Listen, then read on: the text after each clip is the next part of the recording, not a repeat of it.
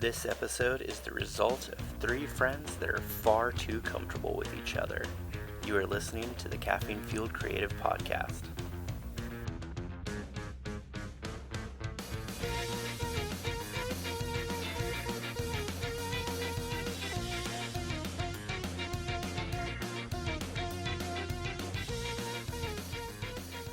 First of all, I'd like to apologize to Sam and Eli and all the listeners for this episode taking so long to get out. Had a lot going on at the end of the year. We recorded this Post BCAF, and I got out of the routine of releasing episodes, and now it's getting hard to get back into it. So again, I apologize to everyone involved, and without further ado, here's the episode. Welcome back to the Caffeine Fueled Creative Podcast. I am Sam Fortner, and we have my hetero life partner. You took it, Chopsy. And today we have with us Eli the cartoon. And I'm Chopsy. Wait, no. Damn it. Well, Eli, we're going to let you introduce yourself. I think you already introduced me. Is that all you do? No, we did that. I mean, technically, this is our first repeat visitor to the podcast. Oh, yeah. Because he was the very first one, and this is kind of a BCAF follow-up, plus we're going to talk about his new book. I'm back, baby. Awesome. So, Introduce yourself. Oh. for first-time listeners, Yeah, this might be the first time they hear it. Hey there, listeners out there in the world. I'm Eli, a.k.a. Eli the cartoon on all the socials and stuffs, and I draw cartoons and comics. This feels weird not speaking into an actual microphone. I know, doesn't it? Yeah. Here, you can hold like a pencil like it is. See, I'm thinking I should just hold the mic like... You can. Where's one of Sam's wooden swords? You can stick it on the end of the sword. And... Oh, yeah. A sword would make me feel more confident. Well, But I draw cartoons, comics, illustrations, make weird stuff, eat weird food. You eat weird food? Oh, yeah. I thought you just draw weird food. No, I'm eating all that food, too. Before I draw it, I have to, know what it tastes he's like. going to try it out. Gotcha. I can tell you know what the food tastes like that you draw. Yeah. I see the flavor in it. So if I draw a burger that looks like a crab also, I have to see what that tastes like. So I have to go into the lab, genetically modify a crab burger, go through several iterations to keep them alive because they die so easy. And then, when one finally gets through all the testing, I eat it. Nice. Now you introduce yourself. See how it feels? He did on the second episode. Well, I already did it too. All right, so you guys want to talk about BCAF first? You know what? Let's light right into your book here. You know, Want to go to this first? Yeah, in a Book of Food BCAF. Goblin. Eli's book, Food Goblin. Food? How would you Goblin. describe this book? Just for our listeners that aren't looking at it. A comic book is a series of sequential panels with drawings and words. Food Goblin is about a little goblin boy who wants to be an adventurer. Like a D&D, go out on adventures with a party, go questing. And he goes to an adventuring school. He's got adventuring friends. And then one day discovers that he really, really, really likes food and possibly cooking. And he finds out that instead of becoming an adventurer, he can become a chef instead. And so this is the introduction to the story that sets him out on this path to become a chef and eat lots of weird food. How would you describe the art style? Saturday morning nightmare. I like it. Like a Saturday morning cartoon, but then, there's weird stuff. Darkness. And it's not too dark. I wrote it so kids could enjoy it as well as adults. But I like that super cartoony style. It's how I draw it. I wanted to draw it. Who are some of your biggest cartoon influences? Jamie Hewlett, Jonan Vasquez, anything from 90s to 2000s cartoons. Looney Tunes. Big time Looney Tunes fan. Yeah. Calvin and Hobbes. Yeah. I mean, you've got that noodle arm. That's because I can't Cartoon. do anatomy. I would say you have it on point. Like it's great. if you don't know how a normal human body's supposed to look, that's the only option. I guess not normal, you know, the atomically... Uh-oh, here we go. Anatomically. I can sense some backpedaling going. Anatomically? I don't know how long arms are supposed to be, okay? Eli subscribes to the old school thing of chronology, so... Time? Time magic? No. If the shape of your head determines traits of your personality. I should name it something different. Nice. So, okay, so it's an 88-page book. Oh yeah, sorry, we're supposed to be talking about the book. No, Yeah. you're fine. It's 88 pages, black and white, color cover. It is... I didn't finish reading it yet, but I did start it. But then my kids wanted to read it, so I'm like, sure, I don't have time to read. Go for it. I like hearing that. It is manga shaped and manga colored. How long did it take you to make? So, I think I started writing it in June of 2024. So 88 pages, roughly a year. But a lot of that was not actively working on it. I took some big breaks here and there. What is your process like that? So you write it out first and then... Oh boy. Let's see, I actually brought some pages. So first thing I always do is I write out like vague points I want to hit. So I'll say like, I know this fight has to happen at some point. I've got a really funny joke that I want to slide in. I know this conversation has to happen at this point. And these are all the characters I want to include. And so I'll write out like all these main points, and then I'll do a big outline so I can rearrange things and get it all in the order that I want to. And then script time, where I'll write out the entire script start to finish and then edit that a bunch. And that usually takes the longest time because, you know, you're having to come up with everything, rearrange, edit down, reread through all of it, edit down again. And then after I get through all of that, then I'll thumbnail the entire thing out. Jeez. Like start to finish. Those thumbnails are literally the size of a thumbnail. Yeah, I'll thumbnail out the entire comic. And I have the script right in front of me as I'm doing it all, so I know what the words are supposed to be, and I'll number them to match the different parts in the script. But this is just to get like the different page layouts, different compositions testing out. The script will get edited here too when you realize that like some parts aren't needed, some parts are too long. And then after that, I just take off running. Do you do most of it digitally? The finished work you do digitally? Oh yeah, after the this is the last physical bit I'll do. And I guess for the podcast we'll take- listeners, Yeah, we'll snap some pictures of it. I'm so. showing off several pages covered with tiny thumbnails. But after this is the last physical thing I'll do, and then it's all digital from here on out. What program are you working in to draw? Procreate always, baby. Procreate? On the iPad. On the iPad, yeah. Well, I mean... It's the only place you can get It's it. the only place you can get it, so... For people who don't know, yeah, it's iPad exclusive. But if you got people in your life that are wanting to learn how to draw, kids, friends, if they've got an iPad, Procreate. Procreate and an Apple Pencil is the best combo since PB&J. It's cheap, it works really well, it's pretty robust actually. I think last time I was on here I actually talked about Procreate a lot too. You did. I love it so much. Who did you have print your book? I got it printed through Mixam. Mixam.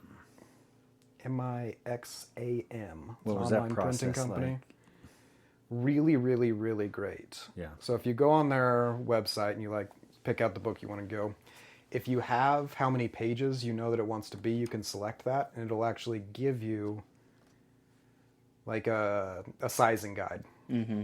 So you'll say like, these are where we're going to cut the pages. This is where we like don't draw outside of this line. Keep everything important inside these lines. These are the exact dimensions that you're going to want. So you can match it all up to that as you're drawing. And then you just load the pages back in, and as long as you've like named your files correctly, it's just upload this file. They make a book for you. Nope. And they've got lots of good options if you want special covers, different paper types. I think I've printed all my books through them so far. Is I just this- like them. They're fast. Is this the uncoated Yeah. paper? Okay. I tried to go for as much of the manga feel and look as I could. Yeah. I've had all our professional made books printed through them as well. So, but I'm lazy. I just export it to a PDF and then just throw it in there. And they're like, "Can we laminate the cover?" I'm like, "Yeah, go for it, whatever." I'm not picky. Did you, at BCAF, did you sign up for any of the portfolio reviews? No, I didn't. Mostly because I'm a coward. I'm extremely scared of criticism.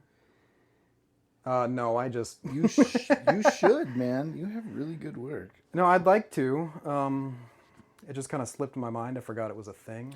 Do you ever want to show that around to publishers? Is that what I you would plan? love to. That'd be a blast. Are you planning on sending some around to? I mean, yeah, if they'll have me. Dude, I'm telling you, you should have signed up for the portfolio reviews. That is polished stuff, man. They had editors in there that What? worked for. Well, now you tell me. How many times have always you next done year. BCAF so far? This will be my 4th year. You've done it more than me, and you don't know about the portfolio reviews. I yet? knew about the portfolio review. I just... You just didn't know that there were important people doing it. Not that. It's like the only people that give the reviews are like you want to show them your work. I thought it was for like an actual literal portfolio. I just show them my book. I go up and hand them my book. That's what I and- thought too. It was like it was. I never thought of like just show taking 'em- completed books. No, you can I show them always thought it whatever you was- want. I mean, they're just there to talk to you and say, what do you want to do? What do you got? Well, It all sucks. Go back to your little podunk town and get the fuck out of my face. Just kidding. We're like, you're in my podunk town. There's nowhere to go. They're like, go well, back 11 months from now, I'll look into it. I'm just kidding. They're not that harsh at all. It is actually, it's some of the most valuable stuff I ever get is from those. And so, yeah, you need to sign up for those next year. I know it. Guess I'll do it too. Let's gots all do to. it together. You got to. You got to. All right, wait. So I've gone through my weird process. I don't know if it's actually weird. Probably pretty normal. What's yours like? I think Because that's pretty standard. you don't have any words in your book. I sit out in the desert and do a bunch of drugs, and then all of a sudden I wake up and all these pages are in front of me complete. Just kidding. Tells in Mine, the shoemaker style. yeah, mine is much less planning out. I do a lot of doodles and sketches and write ideas, like just broken sentences of concepts and stuff. A lot. Like I could show you my notebook that I fill up with of just stuff that is, and this is just Just like vibes. yeah, and this is not even like this isn't even a piece of the Sam has pulled out a stack of paper bigger than an encyclopedia. and this stuff, you know, a lot of this either never gets used or one little sketch from it will be used. But so my planning work isn't really like I can't do this. I can't write specifically what's going to happen or even plan it out as much in small thumbnails because I use thumbnails and stuff to like do some stuff, but I get so bored of the story so quickly, even if it's good, even if I like it, even if I'm like, wow, this is the most brilliant thing I've ever written. By the time I get to like drawing that, I've already seen it in my head enough to where I'm bored. So I think it's my ADHD, which makes me, I mean, really, I think like my art is definitely for people with high attention spans, but I have such a low attention span. It really doesn't make sense to me. But I usually do it one page at a time. I have like the general idea, and I try to do it one page at a time. Which, you know, it's funny when like I got criticism. I was like, oh, I don't get it. You know, it's not linear sequential art. This doesn't make sense. And it's like, well, you gotta read it. You have to start from the top of the page and go top to bottom, left to right, like you read a book, like you read any comic. And one of the criticizers was like, what do you mean? If you're saying if, so that's a lot of ifs. Now there's conditions on me understanding your book. It's like reading it is kind of one of the main conditions. Maybe I'm asking too much. Yeah. But I like when it doesn't make sense. I mean, part of what I'm doing. Like, I really trying to confuse a little bit, and I'm just having fun. I mean, that's a big thing that I'm doing is just like being silly and goofy and having fun and trying to make it super beautiful. Yeah, I mean, Kitty Ears is just as much of a like an art book as it is a comic book. So That's yeah, and I think I get when people say they don't get it because it really is hard to. It depends who I'm showing it to, because the people that appreciate cartoon and sequential art see that and say, "Hey, I see these parts. The rest is kind of not my deal." And then the people that like some of the other stuff are like, "What is all this like cartoon stuff? Like it doesn't make sense to everybody." And I'm really trying to add things together that I just enjoy that maybe haven't always been together. So it's like an interpretive dance or a ballet.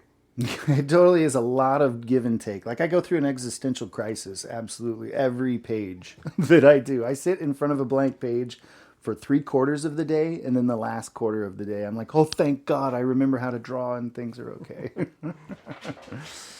But then I do mine pen and ink, 11 by 17, and then I scan that, and then I just do that color digitally. If I do color, I didn't color this one.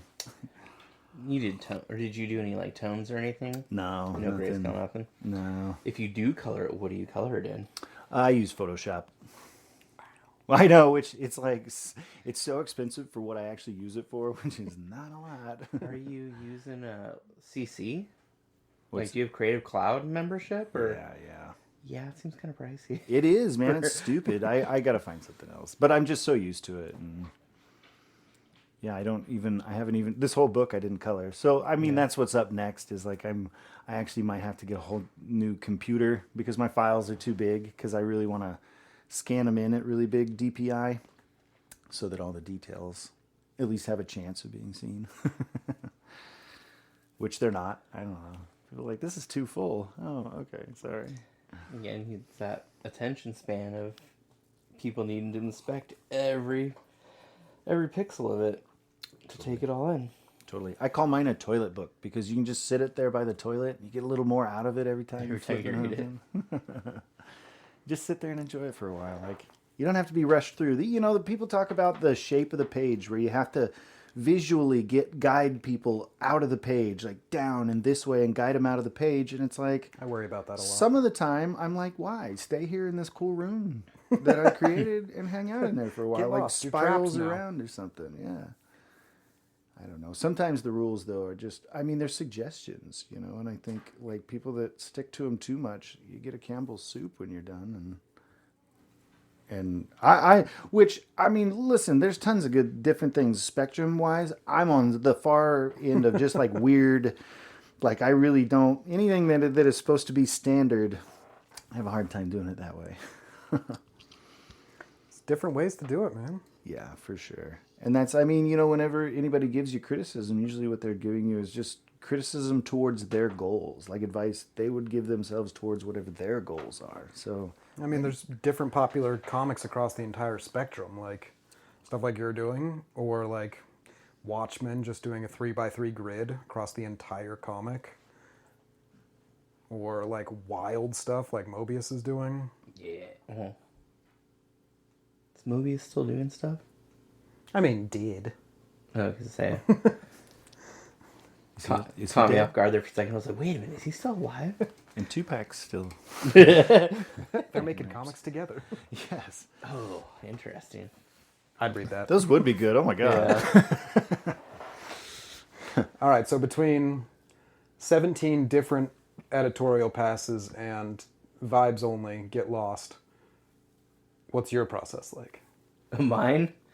I don't usually pre-plan anything. I come up with an idea and I just sit down and start drawing the pages. I make up the text as I go, usually. Yeah, it's pretty unhinged. I usually have a pretty clear idea if I'm going to do, like, when I actually sit down to do a comic, I'm like, here's the idea, start to finish, I'll have it done within a couple days. And sometimes I do pen and ink on paper, sometimes I do digital. It just depends on if I'm going straight black and white or if I'm going to add color or tones. Wow. Yeah, it's real hard because I won't do like comics for months, and then I'll have like the inspiration of like, okay, here's the story I'm doing, and I'll just hammer it out, and then print it in a zine and move on. Which is also why I don't have any like ongoing stories, because I have a hard time being like, okay, what can I do for the next chapter?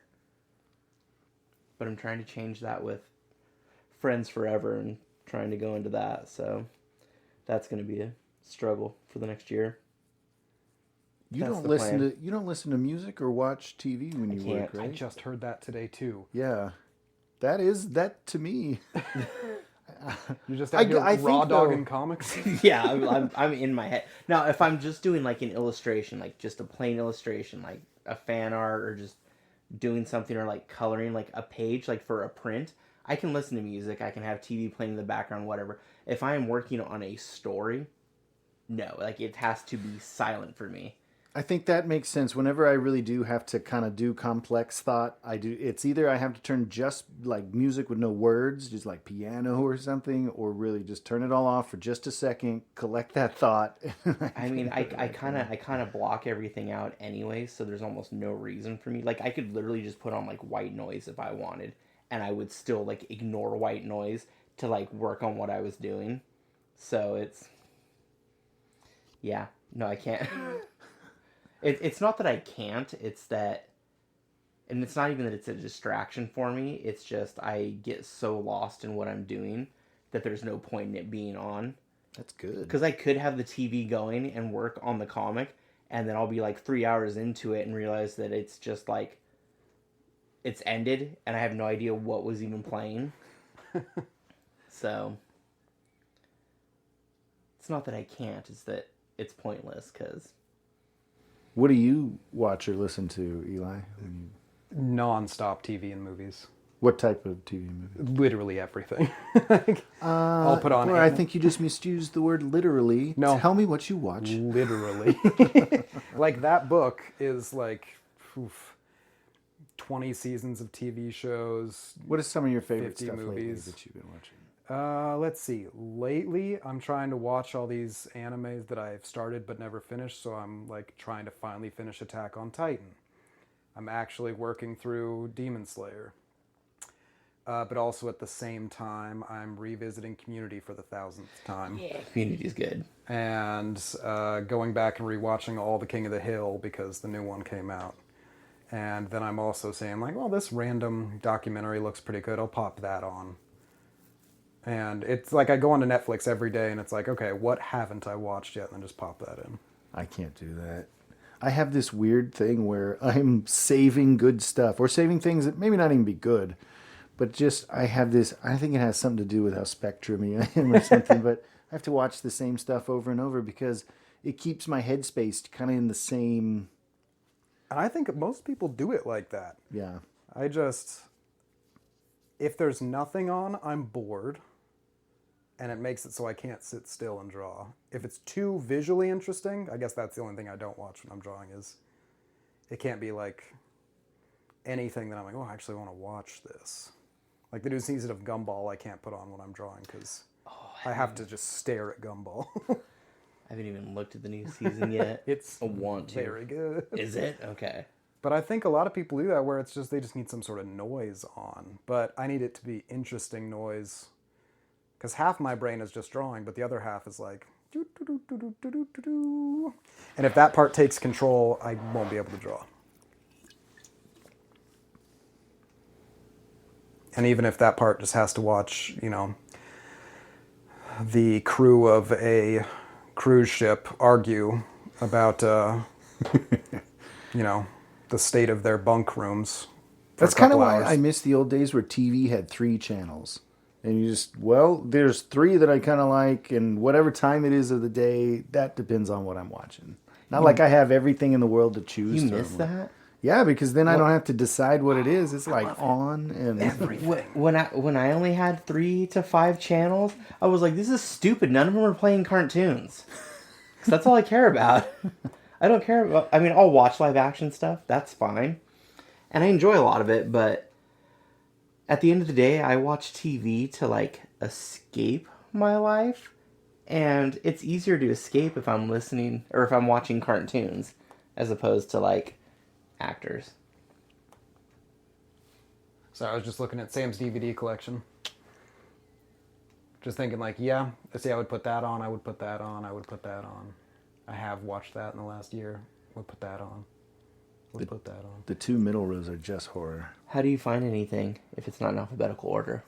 This is the thing. This is so funny too. So when I'm trying to find something to watch, I have to feel it. I have to think about the whole movie and what is the vibe and what is the mood it's going to do. So I sit here, I pace around back and forth with the open DVD tray, back and forth like, what do I want? Look through the whole thing, can't find anything, pace around. It takes me quite a while to find anything to watch. I have 6 totes of DVDs right now in my basement that are not on a shelf because I don't have shelf space for them. And I will get an idea and be like, I want to watch this. I have no idea where it is. And I will dig through every single one of those totes till I find it. That sucks. Yeah, there's probably only like 6 movies that I just watch again and again and again. So like that's... Which 6? Well, Phenomenon. Demons 3. Not the one with John Travolta. That's what That's what I thought. Is there another one? Yeah, there is. It's an Italian I wish one. it was the John Travolta It also one. used to That'd be so called funny. Creepers. It's got Jennifer Oh, yeah. Connelly in it. That's a damn good movie. I've never seen that one. That's funny.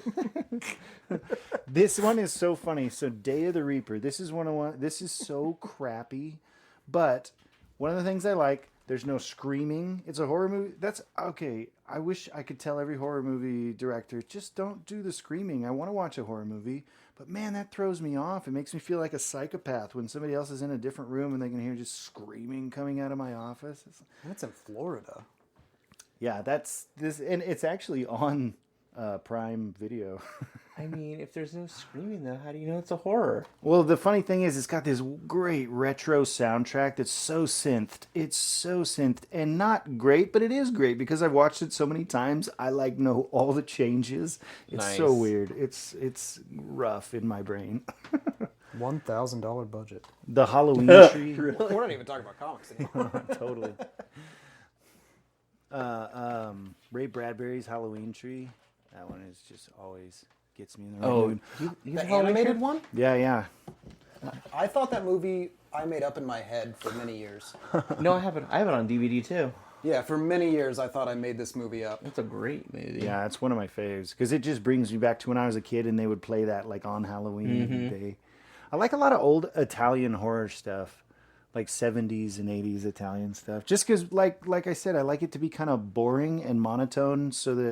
But some of the Italian stuff, they really will, like if somebody's screaming or there's some intense noise, it goes longer than an American movie. That's like the point they're trying to make. Like, oh, this monkey screaming is gonna be piercing your ear for a long time. Yeah. Get ready and buckle up. What's a typical like sit down draw session for y'all? Like for this, let me describe today because this is typical. Oh, there you go. I paced around hours and hours deciding something to watch, doing self-care like eating and hygiene and all that, looking through stuff. You know, the thing that's best is when I can turn the damn phone off. Like I had a few things to answer today. That's why he doesn't respond to me. I put it away from me. I have to put it in the other room and turn the sound off so that I can get work done because my attention span is pretty short. But then I fight it. I sit there and I'll get the computer on and I'll look up like whatever ideas. I'll just start getting ideas and I want to look up real reference.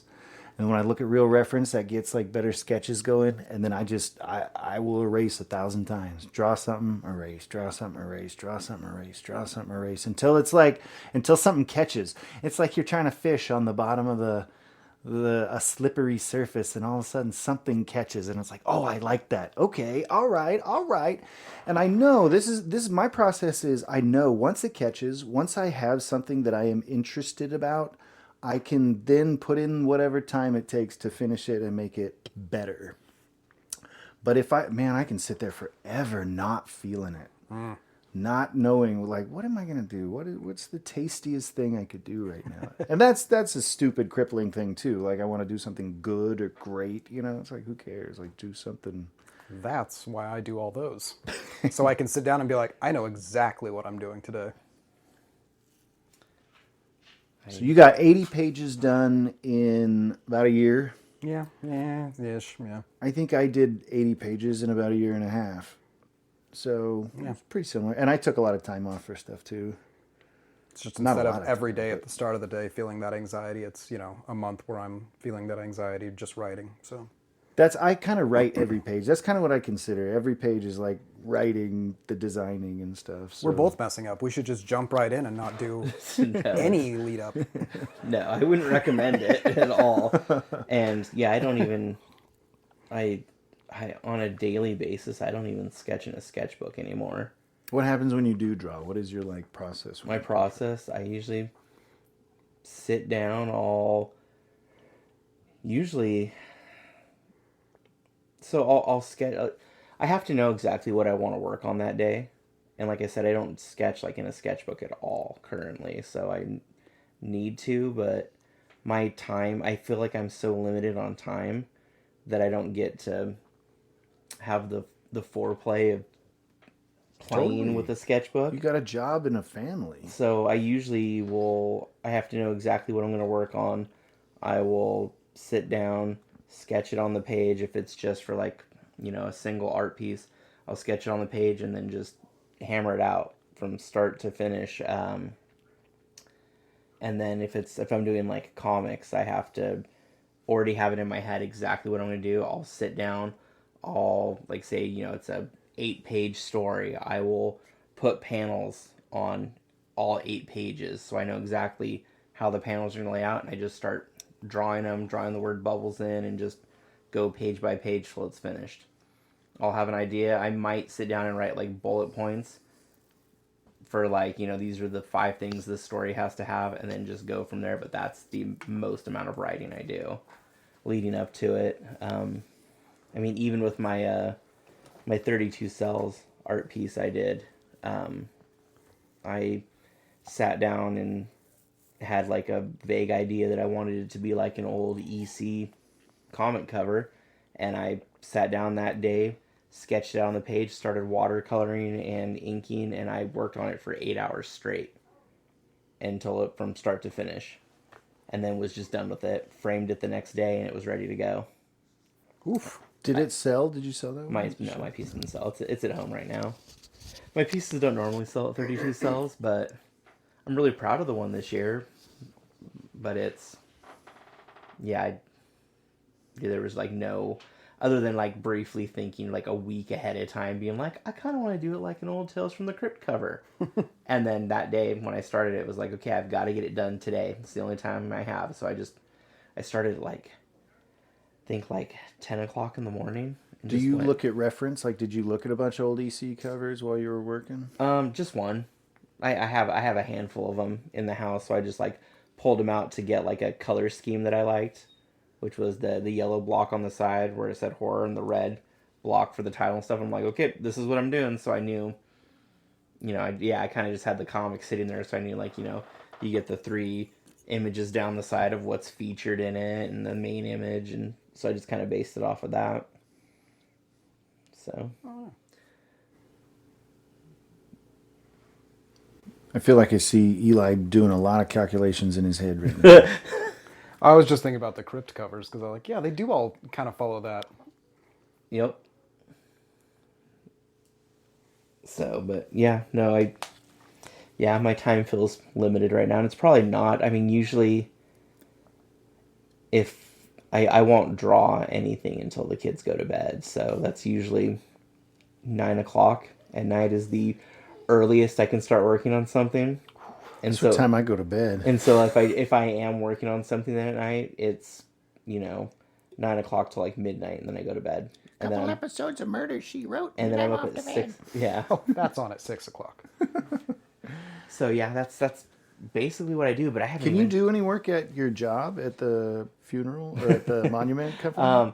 So when it slows down, I mean, I don't want to say yes, Picturing I get comics away on with Not it. on the microphone. We can edit this no, part out if you want. they know. I redid my Happy Tree Friends piece. He accidentally Yes. got some comics on tombstones. Do you use like they have? What do they have like Photoshop? What do you use there to do the stones on? We use Gerber Omega. Do you use that to do your work? Or No, it's strictly it's technically designed for like the working with like a sandblasting. plotter. Well, it's like for working with a plotter for like vinyl decals and stuff because we cut everything on a rubber stencil. But we do have Photoshop and Illustrator. But I don't use our work computer. I have my Surface Pro, so I take it with me. And if Do you have things- your own office? No. No. So when I'm screwing Just around, out there. when I get too far ahead and I run out of things to do because I work relatively fast and They are not going to tell you to go make business for them because that would imply that you go kill some people. they were already. I mean, you could just break tombstones. Yeah, I mean they were already surprised how fast I could work in like vector programs and everything, and so He's the chosen one. I kind of get some leeway. Like sometimes I'll do like a sketch card at work when I'm bored and there's nothing to do, or I'll pull out my Surface Pro and I'll be like, oh, I'm just gonna work on this for 20 minutes in between working on other things, because otherwise I work way too fast and then I run out of work and then I'm waiting on them to proof it to the customers, and so I have to find ways to slow myself down. And if that's me screwing around a little bit, they're okay with that. So I mean, it's great. So you said that you wanted to get to like back going on Forever Friends, Friends Forever? Friends forever. Friends Forever. Okay. Yeah.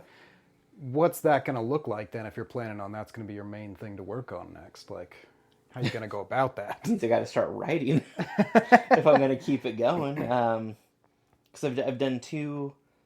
I did a 12-page story and a 10-page story, but now I need to kind of start writing it like episodically. Like I need to think about it like episodes of a show, because it's always going to kind of end in the same place where like everything's fine by the end of it and almost kind of reboots like a cartoon does, where Yeah, sitcom style. it's not necessarily like a I love that. yeah, it's not necessarily like a continuous story. I mean, it'll blend issue to issue type of thing, but it's not like a major like overarching story. It's meant to be more like Saturday morning cartoon where like everything's fine at the end of it, and, Yeah. because it's a weird story. It's it's based on my daughter, who Is a cartoon. can make friends with anyone she wants, and if someone says like I don't want to be your friend, she doesn't accept that. She's just like, no, they're gonna be my friend, and she plots and like figures out how she's gonna force this person to be her friend, which is also, it's disturbing but wholesome at the same time. And so That's how I got you guys here in my house today. So my initial concept for That's Friends, not how he got me here. Please send help. He won't let me leave. but yeah, my initial concept when Friends Forever originally appeared in the Australian anthology I did, Death Candy, and so everyone else was sending him like almost completed stories, like submitting them, being like, oh, I want to put this in it. And he like emailed me and he was just like, I really want you to have something in here, like pitching something real quick. And I was like, I don't know, like Disney's Recess mixed with Let the Right One In. That's exactly the vibe I got from that. Yeah. And he was just like, perfect, do it. And I'm like, sweet. And so that's what I did for the first issue, and then did a follow-up story. And now I really want to like work on that more. But again, I gotta actually Work on write that it. more. Yeah.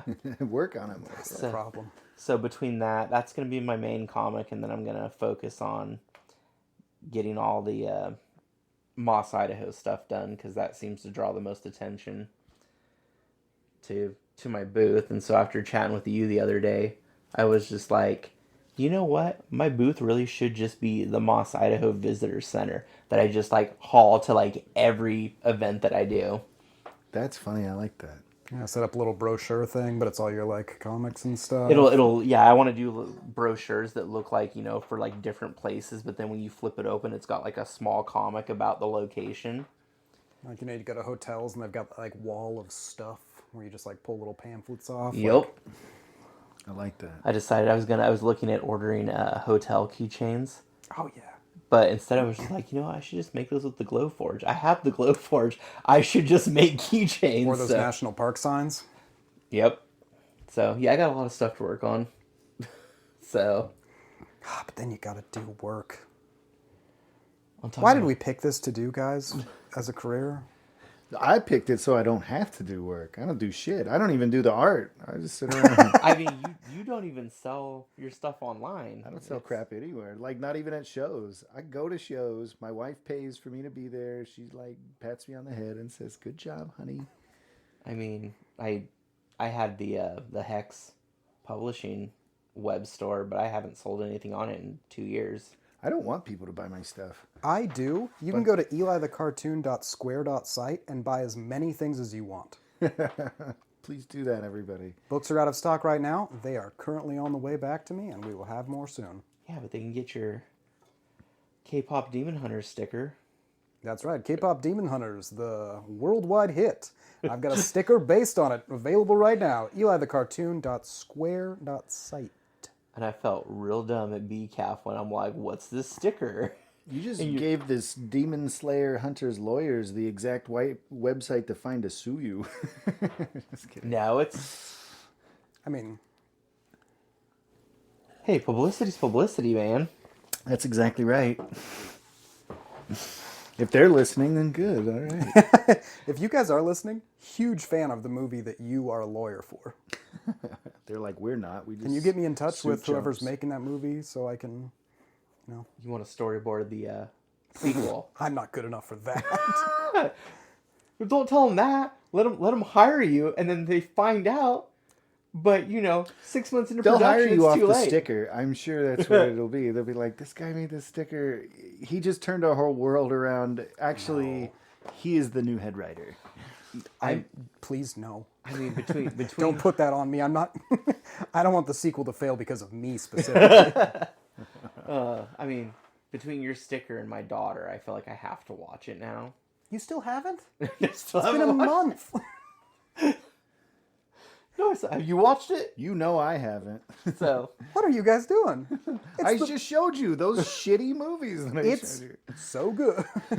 I know that's what you keep hearing is that, I gotta watch this movie. It's so good. It's so good. I hate to tell you though, that really, and this is so stupid. It's I me. know It's what you're I do about this to anti say. thing when people say it's so good you have to see it. That pushes it further and further back. I've never seen Breaking Bad. I've never seen Game of Thrones. That's my problem because I make really good recommendations. It's my superpower. I know what to recommend you. I'm half in the same boat as you, but the only two things I've never watched because of that are Armageddon and Titanic. The two things I refuse to watch. because people say they're so good. Uh-huh. Yeah, you can skip Armageddon. I figured. Titanic's pretty good though. Those I are don't know. both really good. Real long.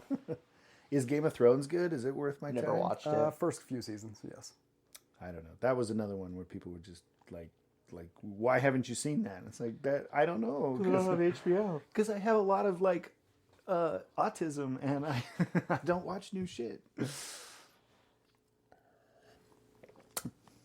Well, so I wanted to ask you a question. Oh, yeah. Have you, because of all this hyper attention to detail and planning, do you have Neuroses? any formal art schooling?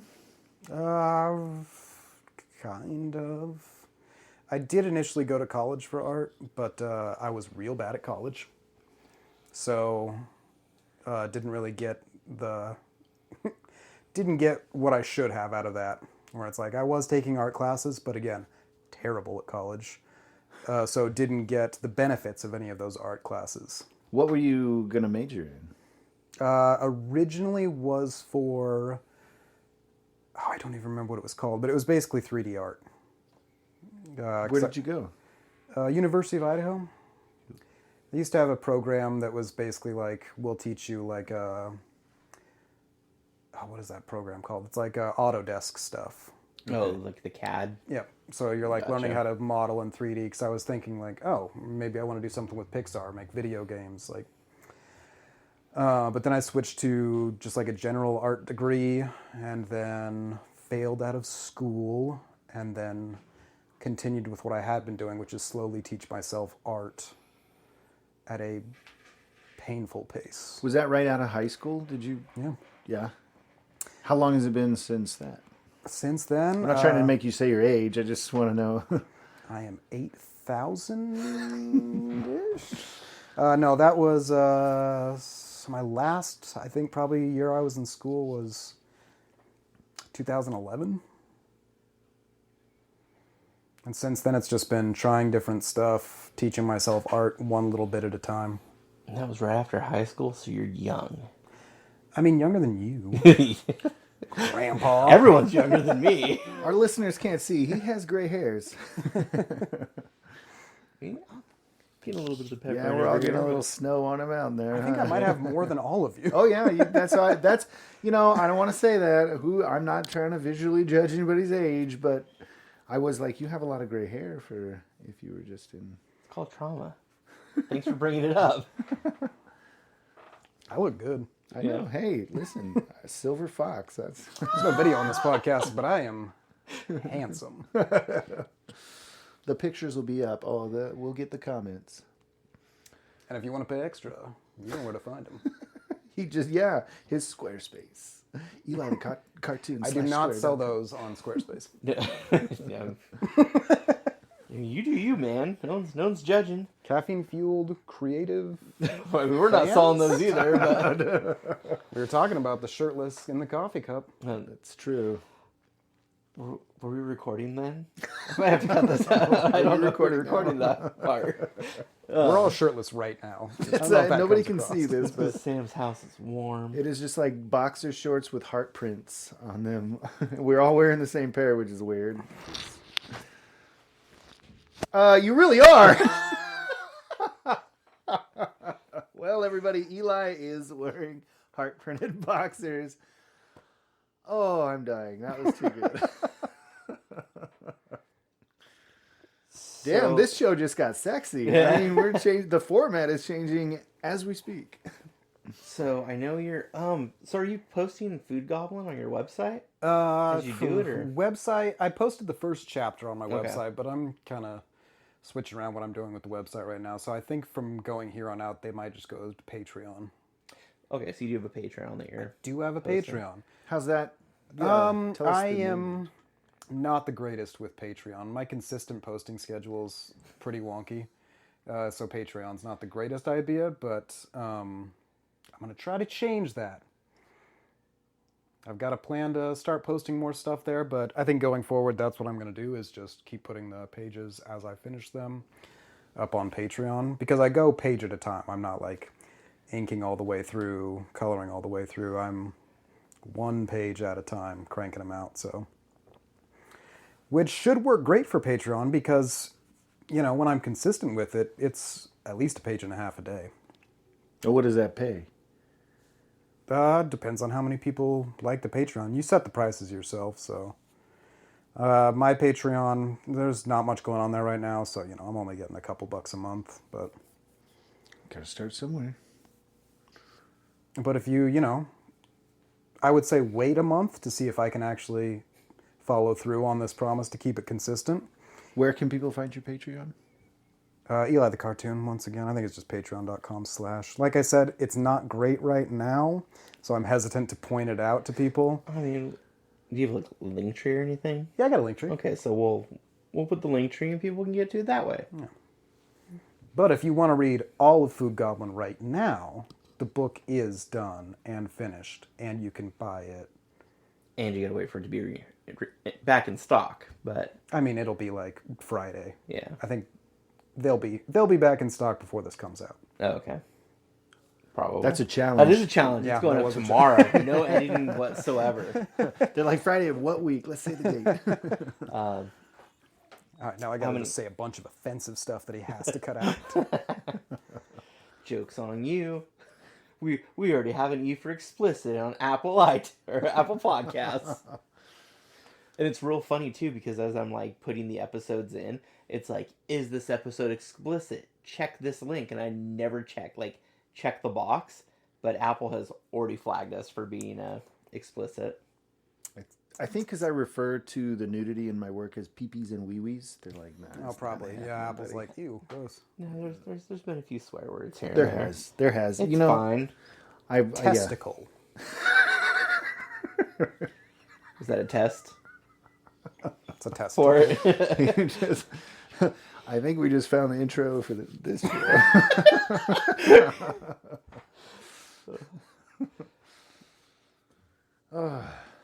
So I don't know if you want to talk about your other comic you're working on. My other comic. Your vampire one you mentioned. Oh yeah, I was like, which one, man? I was gonna say, what do you have anything else going on, or are you just sticking to Food Goblin for now? But Food Goblin's gonna continue at the regular pace, so whenever that book's done, it's done. But in the meantime, I'm itching to do horror stuff. I got spooky stuff going on in my brain that needs to get out. Oh my goodness, sorry. I just noticed somebody walking past my house there. That's yoked. Get out of here, buddy. I'm the handsomest guy in the neighborhood. you should run out there in your boxers with one of your wooden swords. Please do all this out here. Highlander style, but there can only be one. Start chasing him down the street. Just kidding. Do you want to be friends? Do you like comics? Do you like art at all? Yeah, I'm working on a horror comic. Horror. I love how you just enunciated that because I really do. I have a hard time because horror is one of my favorite genres, and it always sounds like I'm saying whore.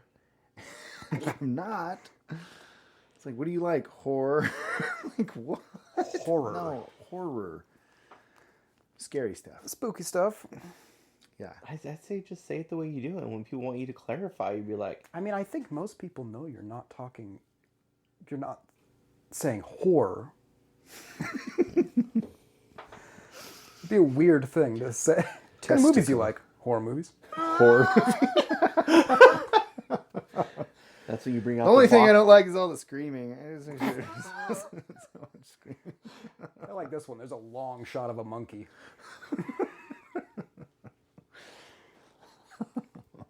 But you're doing a horror comic. Yeah, or trying to. I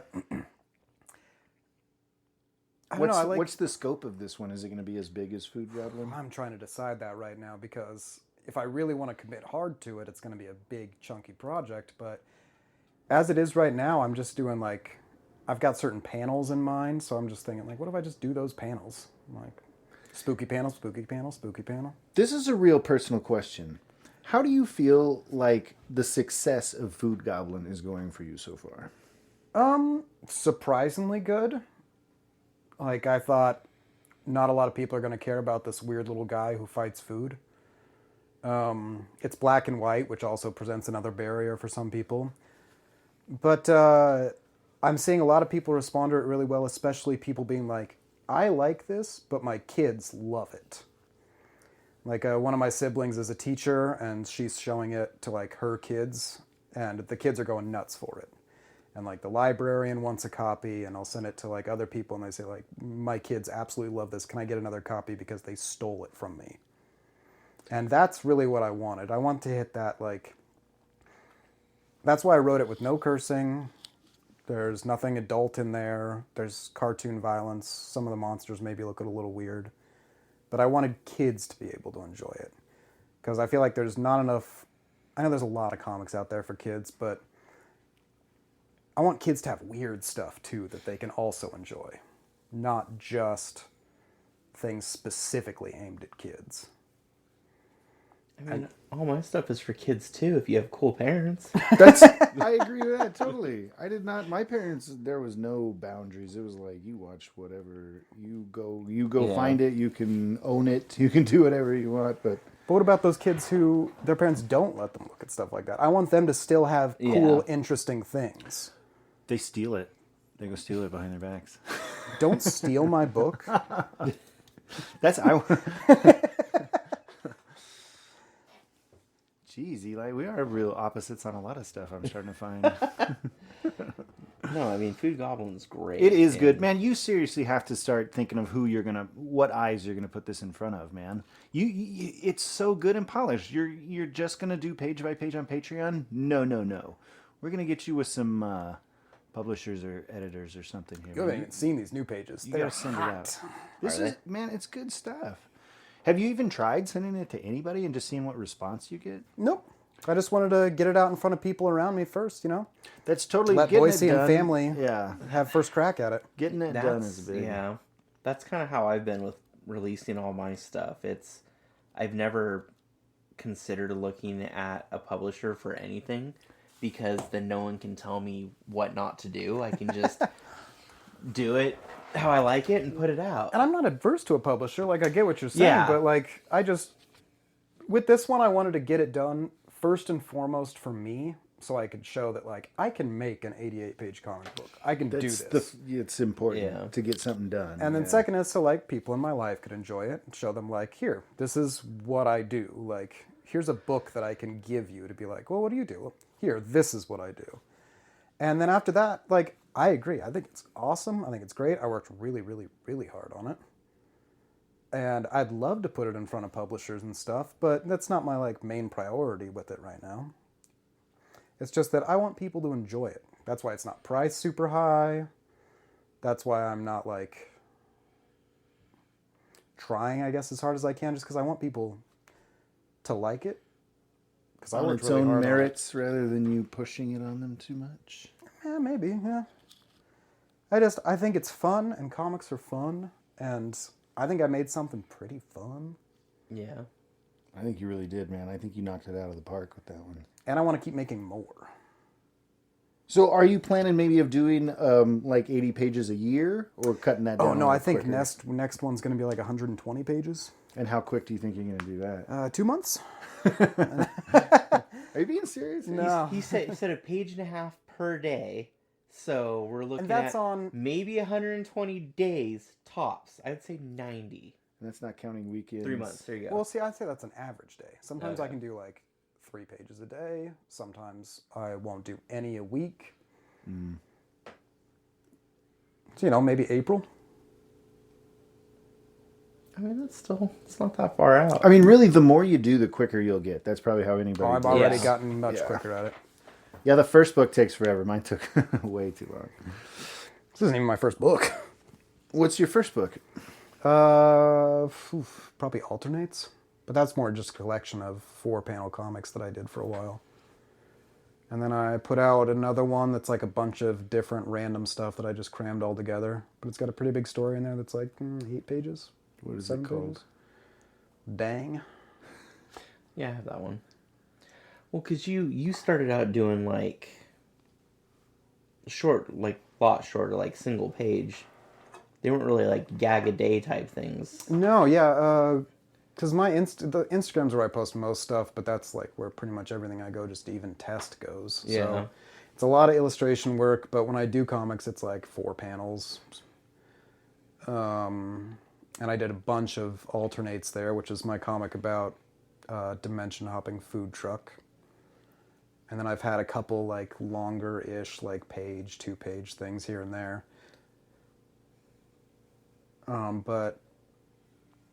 Put some of that into the books, but this is Yeah. my first book. Yeah.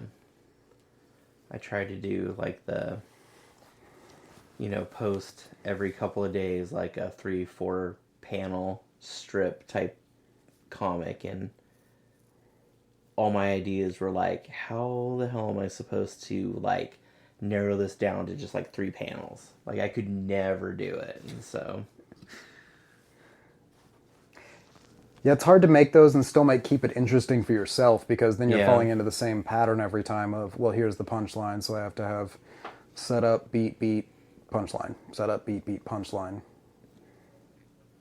yeah, I want to tell stories. I don't really feel like don't feel like I'm much of a comedian, so like I couldn't go do stand up. Don't me either. Do you think you could? Could you stand up? No? Yeah. No, I'm hilarious. You guys know that. Shit, Oh. I'm a card. But I stopped drinking. I'm not as funny when I drink. So maybe not. I mean, what are you drinking today? This is the Caffeine Filled Creative Podcast, and we never talk funny. about the caffeine. It's true, we don't. We brought it up in my episode. We did bring it up in your episode, but I think that was like the last time we really talked about First time, last time. it. I mean, I used to always make us pots of coffee, but Uh-huh. then nobody really wanted, then it was like, we are kind of drinking that a little late at night. And Chopsy always brings an energy drink. yeah. It's so funny. It looks like I'm drinking beer, but it's just Rockstar and soda water mixed together. I see. That's not what I thought it was. Yeah. I had a It's just piss. Welch's grape. Pulling a real water world over there. Yeah. No, I had a Welch's grape ghost energy drink Yum. today. I usually bring the ghosts or Delicious. the sugar-free monsters because, gotta keep away the diabetes.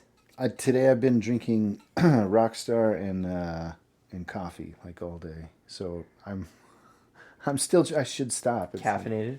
A bunch of coffee earlier in the day. On the way here, Red Bull. And now what are you drinking? A Trailhead Imperial IPA. Big boy drink over here.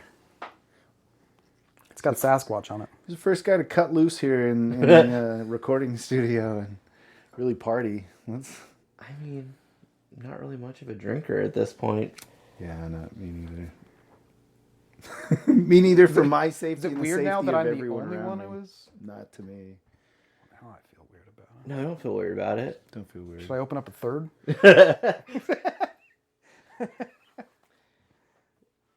I think if you I start mean- telling us how much you love us, then that's enough. I mean, I keep threatening to my kids that I'm going to start drinking again. They're like, you were way more fun when you did. I- We got away with everything. that might be the case. I don't know. I mean, I feel like I wake up with a lot less headaches. Well, let's start thinking of some wrap-up questions here. What have we not asked? We didn't really talk about BCAF a whole lot, so Yeah. I mean, we all just did BCAF. Yep. It was a couple weeks ago at this point. And we were right next to each other. Just a little neat row. A row of rascals. It was awesome. Sugar May was even there too. Uh-huh. And then Chase was right behind us. Yeah. Hope was one row over. Yeah, that's true. Yeah. We could see just about everybody. I liked the spacing. That was kind of my first comment when they said, well, what do you like? What did you didn't like? I really liked the spacing. I liked that there was just such a wide gap between the tables, wide aisles, wide gap behind you. I liked that. Yeah, I did like the spacing. How did BCAF go for both of you? Great. It was awesome. I had a great time. As always, it's my favorite event of the year because it's cool to just be at an event so artist focused, but also financially just a great event. It's always the least financially successful for me.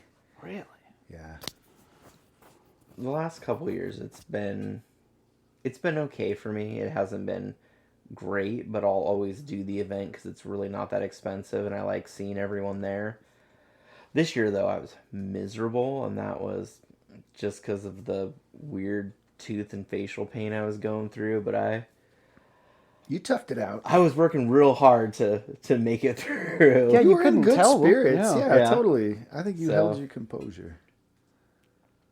I did get to talk to a few. I was real excited for D. Bradford Gambles to be there, so I got to meet him. Bought all the stuff on his table, so that was my one goal. Was like, I got to meet this guy I've been chatting with online and buy all this stuff. I did get to talk to Jess Smiley for a few minutes. I He was tabled cool. with him my first BCAF. Did you? Seems One of like- those split tables? Seems like a real nice guy. Yeah, he's nice as heck. Yeah, and then I chatted with Andy Runton for quite a while, okay. actually. I love Owly. It's a great comic. He gave me some insight to being published through Scholastic. So What do you know the secret now? What's the secret? I don't know the secret. No one will tell us. I don't know the secret per se. I know Scholastic, if you're listening, I wrote a book that's perfect for you. I think Perfect your for book would Scholastic. be perfect. You for will, Scholastic. dude. Show it to them. Yes. I They think don't it accept submissions. Oh, Yeah, that's the problem. I see. But So if you're listening, Scholastic, So it's a solicit bunch them. of gatekeeping elitist pieces we're of gonna have crap. to cut that now because you're ruining his chances. But Fuck Scholastic. You can cut that. Whoa! I will cut that because I'm also gonna cut this next part. But talking to Andrew Runton, I was talking to him about like. Was I right? Was it agent? Huh? Is it an agent? Is that what I need? No, because he doesn't have an agent. He does everything himself. What? Yeah, I would have thought that too. But he does He does all his scheduling. He does his. He's actually the one that responds to all the emails through his website, like everything. But Scholastic, when he wants to take books to the events, like they obviously have to ship them. Otherwise, he can only bring it so much as he can carry on the plane or whatever. But Scholastic makes him pay 50% of cover price for every single book that he wants. And you would think that it'd be like, oh, they're gonna give it to him at like cost at the most to do it. But it's funny. I was like, one of these days someone's gonna forget to take their mic off when they go to the bathroom. Oh, that was out of the room. Which is why he made sure to take it off. But yeah, Scholastic makes him pay like 50% of cover price for his books to take and sell. And I'm like, but they're mass producing them so much. Like that seems. If they show up in Walmart. But yeah, so like he's got to pay $6 per copy for a $12 book, or $5 for a $10 book. I was like. So does he feel like he regrets it, or does it balance out because of? I don't think he feels like he regrets it because. Because that's been my dream since I read Captain Underpants was. Yeah, well, and all of his stuff is full colors, so I guess being able to have a book that's full color that can sell for $12. Yeah, that's pretty good. It's so. I like that my book cost $4.20 to print each book. All right, now my turn. But yeah, I just felt like when he was telling me that, I was like, Oh, you don't have to turn them off. We're not done. He's going to go use the restroom. But yeah, when he told me that, I was like, oh, that feels like a really high price to charge your artists. Don't know if you caught that because you went into the bathroom. I heard it, yeah. The 50%. But that's about price. basically what I pay for my books. When I was printing through Amazon, they were like $4 each, and I was just charging like $8 or something. Yeah, but Scholastic's like a major publisher, though. So. Well, I mean. But I mean, again, they are full color books that are like $12 cover price. So, I mean. You go. Hi, Chutch. Chutch wanted to come in and say hi. Yeah. He said, guys, Chutch nobody is a said good hi boy. to me yet. Chutch, you want to say hi to everybody? Go ahead. You got something to say? Go ahead. Tell him. Just kisses. Such a good guy. Yeah, I guess we can just wrap it up a little bit. Yeah. It's kind of a rambly Yeah. episode, but it'll be fun. It'll be No, this one went good. Yeah. short and sweet. Eli's hilarious. Yeah.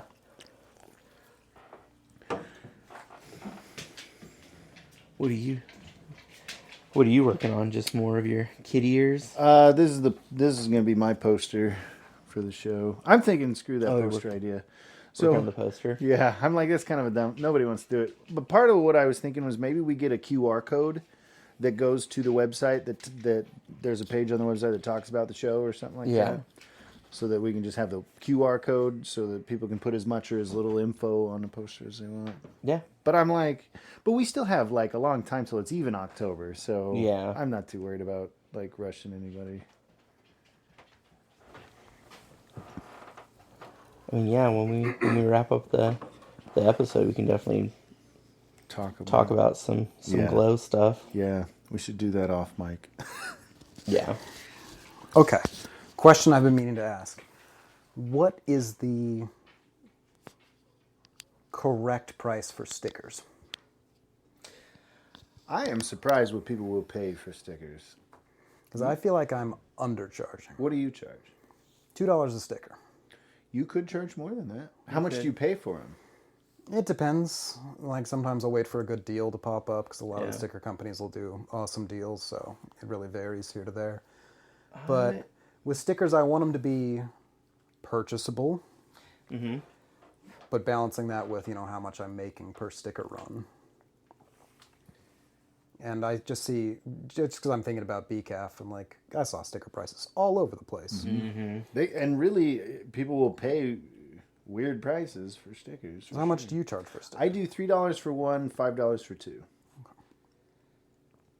Mine are priced at $3, but I don't like steadily sell stickers. Like I get stickers. No. Oh, I do. Yeah, and so does Nathan. I think so does Hope. I think one thing with BCAF, I think, is what the audience there is looking for is small, cheap things. They just want stickers and keychains and little things and. My mini prints were a big hit this year. Good. Surprisingly, those. How much are you charging for those? Oof. I should really know that information. Not a lot though, like $3 or $4. Oh, dang! Yeah, I was saying I thought they were priced at like $3, and you're like way raise $7 for your other ones. But again, I like to make it so people can purchase them. Because there's nothing that I hate more as someone at an art event, like seeing things that I love and really want to get, and then just being like, I know that it's worth that much, I just can't afford to spend that much. That's the story of my booth. Everybody's like, damn, I love it. Oh, it costs too much. That hurts my soul when I'm like, I love that. I know exactly where I would put that. I just can't afford it. I do the opposite gamble where I make big, expensive stuff, and if I sell one, it seriously makes the show. But especially for little kids. I want little kids to be able to get stuff that they want. I'm trying to make stuff cheaper, but every time I do that, every time I'm like, I want to do something small and cheap and simple, I cannot do it easy and simple and not take a lot of time on it. I'm like, oh, you could add this, and then you could do this, and then... I mean, from a business standpoint, I'm shooting myself in the foot, but... No, I bet you're probably doing it the smart way. I'm the one shooting myself in the foot. I swear, man, I don't want people to buy my shit. Fuck off. Don't buy it. Like, what's your store online? I don't have no. He doesn't have one. I know. No. You're like, yeah, I know. Oh, that was the other question I wanted to ask. Sam, are you from around here? Are you from here? Where are you from? Panda. That's funny because I was going to mention, usually I like to say when we have somebody on, like, where do we know each other from? How do we know each other? But Eli, I don't even know if you're from Mountain Home. Are you from there? Hammett, then Mountain Home. Hammett and Mountain Home are that area, kind of similar area. But yeah, I'm from Mountain Home. I was born there. And then I moved up here, I think, moved to Boise probably, I think, right at the age of 2021. Yeah, I had my 21st birthday up here, but then happy birthday. I moved around. Thanks, man. Not here. I mean in Boise. Yeah. I lived in North End Boise for a long time, and then now Meridian is way better. So to answer your sticker question, you could probably easily go up to $3. Not a problem. I know Nathan usually does his in person for $3. He does them online for $4, and I know and Hope does hers for $3 usually. So, all right, I'll think about it. If kids can come up with $2, then come up with $3. It's not the kids; it's their parents. Well, that's it too. I mean, you're not selling to kids that don't have jobs. Well, they should get jobs. Freeloaders. Back in my day. Back in your day. Yeah. I remember riding my bicycle to the comic shop. You had a comic shop? Mountain Home has nothing. Not here. This would have been back in the place I'm not gonna name because everyone gets mad. Oh. Portland? Just kidding. No. So that never came up. I was thinking that would at least come up with somebody at the show. You know what I realized though? More people than I thought were actually from Colorado. Like a lot of the There was a lot of Colorado people people are this year. Colorado artists. Really? Now that'll be our next Oh yeah, is that what we're going to war with next? That's it. Like Portland backed out. They didn't even show up to fight us at the BCAF. So now the Colorado artists are Enemies in a next strange target. land. That's right. Someone listened to the Band Notes episode. No, it was real funny because I love them. I love all Portland. Yeah. I love all artists everywhere. Anyone who makes comics. Don't do or that art. yet. There are a bunch of. I did. What? Oh. Listen. There's horrible artists out there. Don't say you love all of them. That Okay. you would not. I love the idea of making There art. we go. All right. I don't love all art, but I love your drive to try and make it as an artist. I'll put it that way. Yeah, your willingness to practice and try is cool. I mean, just the nerve it takes to put yourself out there and try and present your art to people is a huge step, you know. Whether it's, you know, the greatest thing ever created or just a step above 2 pieces of bread with a Duct tape on a crunchy wall. peanut butter. Yeah, I don't know. I don't know, I've had a lot of sandwiches that I would consider art. Yeah, that's probably true. I don't want a sandwich now. Thank you again to Eli for coming back on and being another guest, or a return guest on the episode. You can see more of Eli's work at elithecartoon.com or Eli the Cartoon on pretty much all social media platforms. We have more episodes recorded, so there will be more episodes coming out here in the near future, and we're going to keep recording them. So thank you for listening and sticking with us during this break. You can find me, it's me, Chopsy, and Sam, and our work at caffeinefuelcreative.com and on our respective social media platforms. Words are hard. I can't word right now. The theme music for the episodes is Escape the Maze by the Lab Brats.